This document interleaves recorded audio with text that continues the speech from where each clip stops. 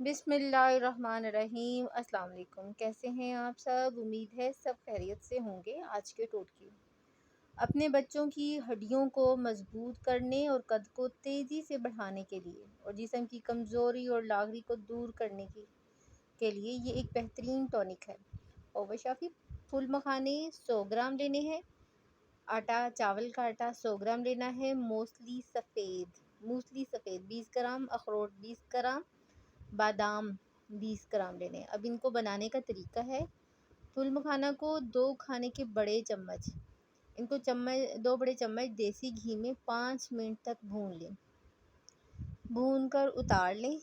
इसके बाद चावल के आटे को खुश्क बर्तन में बग़ैर घी के 5 मिनट तक भून लें और फिर भून कर उतार लें।